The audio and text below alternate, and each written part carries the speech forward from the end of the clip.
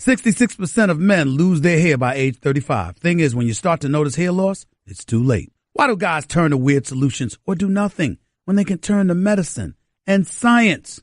The solution is simple. ForHims.com. Thanks to science, baldness can be optional. Hims connects you with real doctors and medical-grade solutions to treat hair loss. No waiting room, no awkward doctor visits. Save hours by going to ForHims.com. Order now. My listeners get a trial month of Hims for just $5 today right now while supplies last. So see website for full details. This would cost hundreds if you went to the doctor or a pharmacy.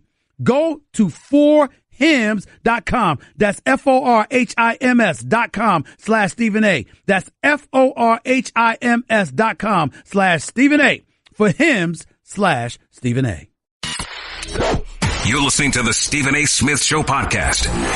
It is my honor and privilege to have my next guest on the line. An NCAA champion, a two-time NBA champion, one of the greatest guards in the history of basketball, a Hall of Famer, and now doing an exceptional job as an NBA analyst on NBA TV, on TNT. That's the one thing I can take credit for. I damn sure can't take credit for how great he was as a player. But I can steal a little credit from my man right here for his analysis about the game of basketball. He's reached out to a brother for a tip or two in terms of television. I'm talking about the great one himself, Isiah Thomas. What's going on, man? How you doing? I am doing great, and thanks for that introduction. And yes, I have reached out not only for a tip or two, but I have enjoyed you mentoring me in this spot, my friend. So thank you so much. And by the way, congratulations on prime time first take. What is that all about? I don't know. What is that all about? Look, man, I don't know what they're doing, man. I don't know. Listen, I got to check with ESPN. Zeke, because I got to tell you something right now. I don't know how wise they are to put me on primetime television. I don't know how wise that is, Zeke. I just don't know. But we're going to go with it. Okay? Oh. Congratulations. That's a first in history, right? That's right. Isiah Thomas is alluding to the primetime special coming on ESPN. This Friday, we'll be doing the show live, primetime, to discuss the NBA playoffs. And that's why I have one of the greatest players in the history of the game on with me right now. Isiah, I watched the Philadelphia 76ers Friday night go up by 30 on the Cleveland Cavaliers. Now, they almost blew it. They almost blew it because LeBron is LeBron. 44, 11, and 11 was absolutely spectacular in that second half. But how real are these Philadelphia 76ers in your eyes? Oh, they're very real. And I said this early on, that to me, they are the most dangerous team in the East playing right now because they have the two most unique players, on one team that's playing together. And I made the analogy to when Penny Hardaway and Shaquille O'Neal joined forces in Orlando. That's what I'm seeing right now in Philadelphia in terms of, Ben Simmons is the closest thing to Magic Johnson that I've seen coming to the NBA. And then because Embiid is so unique as a big man, he can shoot the three, but he also has an exceptional low post game. Mm-hmm. And in the NBA right now, there are no more low post defenders. And now when you have a post player, you have two post players in terms of Simmons and Embiid that can play in the low post. Hey, man, they're gonna give teams fits in the playoffs. You know, it's interesting that you bring that up because I guess for me, Zeke, the question that I would ask you is this, because I have this one question, and I was talking to my man, AI, and he told me to tell you what's up, by the way, because he was just texting me about a half hour ago to brag about his Sixers, okay? This is the one thing that I have a concern about when it comes to Ben Simmons. I love him. His game is surreal. He's big time. My one complaint about him, he has no perimeter game whatsoever. He doesn't even attempt 3-point shots. He's only attempted like 7 on the year. Okay. And on top of it all, he's not a threat from the perimeter. He can average a triple-double still, which speaks to his greatness, no doubt. But I wish he had a perimeter shot. You ain't concerned about that come playoff time? That I swear to you, Stephen A., it's like deja vu, because these are the conversations that I was having with Magic, his first couple of years in the league. Remember, he didn't have a jump shot, right? And everyone was questioning, could he continue to be successful without a jump shot? What Magic Johnson did was he worked and he got better. And I look at Ben Simmons. Ben Simmons is a worker. He's going to work. He's going to get better from the foul line. He's going to get better from the three-point line. And all those things are going to come. But while he's working, the young fella is getting a triple-double every night, just like Magic Johnson was. So it's like, what? Who does that? And who's able to do that? I mean, I look at them, and by the way, I'm coming to Philly Wednesday night because I want to see it live, up close, in person. I've been watching on television, but I want to see how these young guys are playing, how they blending, and how they're making it all work. And the one thing I did speak to Ben Simmons when he came down to TNT, and I asked him, the thing that stood out to me the most is that he said he and Embiid have already started having conversations about how to stay together and not get broken up like a Shaq or a Kobe or That's like special. That's special. I mean, this is how intelligent these young guys are right now. They are learning from the history. And selfless, Yes, Isaiah, because guess what? They're saying, look, man, we're trying to win. We don't give a damn about all of this other stuff, the individuality and establishing legacy. We try to win first. That's what they're saying. Yes.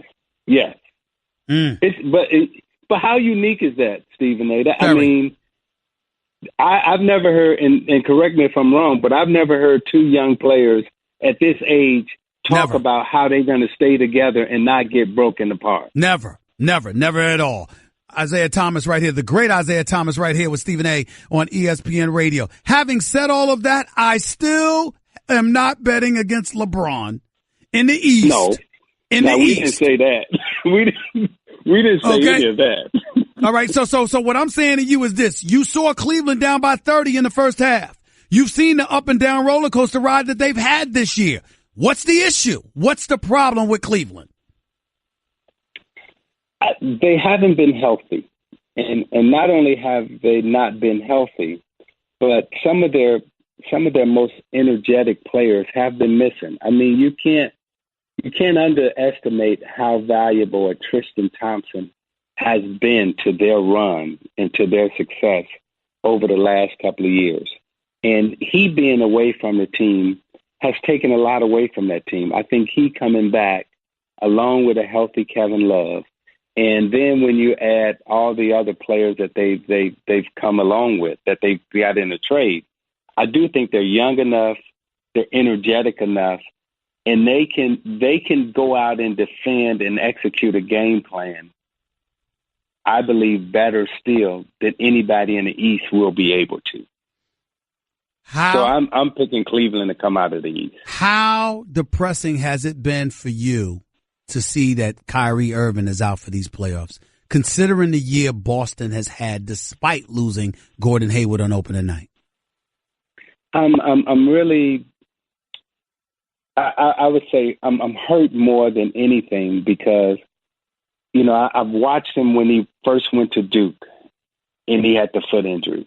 And then he gets to Cleveland and he has all the ups and downs. And then he gets to the finals and then he has the knee injury in the finals. Then he comes back, they win it, and now he's at this stage again where he's injured. The perseverance that he's had in terms of dealing with all these injuries and these setbacks, has been impressive to me just to watch him continue to overcome the personal setbacks. However, where he's at with Boston now, what he was getting ready to prove in terms of having his own team, doing it in Boston, not being expected to come out of the East, and then having the showdown probably in the Eastern Conference Finals with a LeBron James, that was all going to be must-see TV. So I'm disappointed that he's not going to have that opportunity to do that. But I'm confident that he'll be able to persevere and come back and be just as great as he was this year, next year. Why are none of us really gung-ho about the Toronto Raptors, considering the great coach that they have in Dwayne Casey, the way Masai Ujiri has built that team, DeMar DeRozan, Kyle Lowry, and those boys with Ibaka and Valanciunas being on the squad, best record in the Eastern Conference. Why are we not excited about Toronto? You know, early I picked Toronto to come out of the East. Mm-hmm. What I just witnessed in LeBron James the last 2 weeks has made me change my mind. Because I didn't know if LeBron James could go to another level of play. Neither did I. But damn. Neither did I. Neither did I. I'm not going to lie to you, Zeke. I mean, 33 years of age, 15th year in the NBA. And you know, I don't know if I've been impressed more with LeBron than ever before than what I saw Friday night, because to be in that city, to know that Ben Simmons is the heir apparent, basically, to know how hyped the city of Philadelphia is with AI sitting courtside, etc. And Ben Simmons and the Sixers blowing them out by 30, for him to respond back the way that he did. That was something special to behold. That was old school greatness, as I would call it, right there. Is that what you took from it?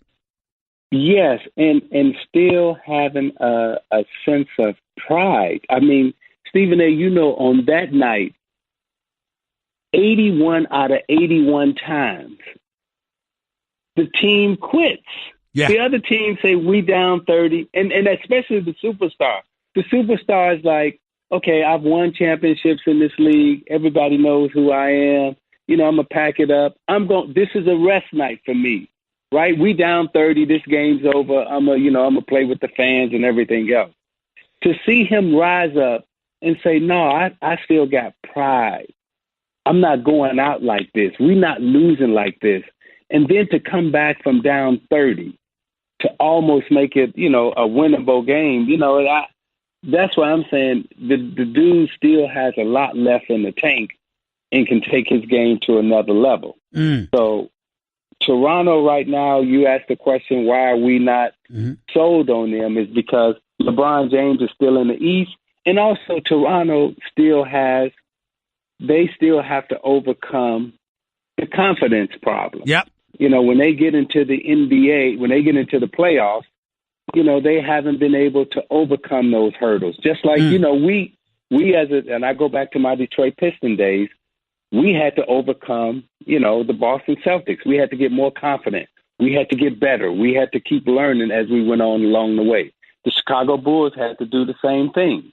Okay, when you look at the Toronto Raptors, you ask, and there is serious doubt, can they overcome that problem of failure, and have they learned from their failures in the playoffs? We don't know yet. The great Isiah Thomas, two-time champion, NBA Hall of Fame, one of the greatest guards in the history of the National Basketball Association. He's right here with Stephen A. on ESPN Radio. I'll get to you about the Western Conference, particularly the Houston Rockets, in just a minute. But I want to ask you about this. You made news last week, or shall I say Scottie Pippen made news, by feeling the need to call you out because you had the temerity, the unmitigated gall, as I would say, to sit up there and say you would take LeBron over MJ. At least that's the way Scottie Pippen interpreted it. Now, before you speak about this, I must admit, Scottie Pippen's got some explaining to do, because he sounded completely hypocritical considering the fact that he came on my show on television, First Take, just months ago, basically saying the same thing you said. But I'll let you take it away. Explain yourself about the LeBron and MJ comparisons real quick. What were your thoughts? Well, I think Scotty and I basically said the same thing. And even in his explanation and trying to explain himself, we both agree that MJ was the greatest scorer. I mean, there's no arguing about that. He is a better scorer than LeBron James. But in terms of an overall better basketball player, LeBron James is the overall better basketball player. And I'll quote Scotty in terms of rebounds, assists, right, facilitating. I mean, LeBron James does more of that than Michael Jordan had to. Now, Kareem wrote an article, several years back, and I'll quote him, and he said in his article that he wrote on, I think ESPN published it, how soon we forget, because Kareem wanted to remind everybody that he still is the greatest scorer that basketball has ever seen, because he's number one in the category. So I got you. I say Kareem Abdul-Jabbar, in my opinion, is the GOAT because of the research that I've done to back it up. Not only from the participation in the sport, the observation in the sport, but now I've gone back and I've looked at numbers and, I've gotten analytical about it and I put some research behind it. And I took all my emotion out of it. Gotcha. When I look at who's the best basketball player and who's had the greatest basketball career, there's no doubt about it. Kareem Abdul-Jabbar is that. Well, no question about it. The debate between Jordan and LeBron is, I think LeBron is the better overall basketball player. Well, I will say this. Overall better basketball. I will say this, Zeke. I don't disagree with you in terms of his talent. What I would say is obviously MJ was a greater scorer, but to me, the reason why I would pick MJ over him any day is because when it's time to close the deal, I have no doubt as to what MJ is going to do. I've religiously said I'd pick LeBron James over any play in NBA history for the first 46 minutes, but there's several people I'd pick over him in the last two. And that's my mentality, and that's the way I look at it. Oh yeah, for the last shot, I mean, and all that, yeah. I mean, then now you're talking a totally different thing. Got it. Right? You're talking a totally different thing, because now you got to put a lot of people in that category. You got to put some people in that category that will never, ever be considered as the greatest basketball player. Now you're talking about who's the clutch shooter that you want to take that last shot at the end of the game. Okay, well, yeah. But we're not talking about in terms of overall basketball player. We're just talking about one specific moment. Okay. I was talking the last 2 minutes, but I do get your point. We're talking to the great Isiah Thomas right here with Stephen A. on ESPN Radio. By the way, ESPN Radio is presented by Progressive Home Insurance. Getting a quote is easier than ever before. Let's transition to the West. James Harden is my MVP. I don't think there's anything to discuss. It's not about him or LeBron being the best in the world. It's about the kind of season one has had. 15 games better in the win column. Model of consistency throughout the season. No roller coaster ride in Houston that existed in Cleveland all year long. I got to mention Anthony Davis in the same conversation, but he comes up short because James Harden has been that surreal. Where do you stand on that? I would have to pick James Harden now, but I do feel bad for James Harden, because James Harden over the last 3 years, okay, he's probably been the MVP of the league the last 3 years, if not for Steph Curry having an unreal season, right? And then you follow that up with Westbrook, who came back and had some unreal season. And now LeBron James is having some unreal season. James Harden has got to be sitting there saying, damn, what do I have to do to be the MVP of this league? Because the way guys have been playing now, we're going to look back 20 years from now, and we may arguably say that this is the best era of basketball that we've seen. Because what Harden has done the last 3 years, and then you say, okay, Westbrook had a triple-double season to unseat him. Then Steph Curry had to do like the crazy three-point thing to unseat him. Now LeBron James is doing the crazy, I'm 33, but I'm acting like I'm 22 season. Right. Harden is sitting there saying, damn, what do I have to do to be the MVP? But he is the MVP, my opinion. Let me put you on the spot, Zeke. Who has more pressure on them as these playoffs are about set to begin?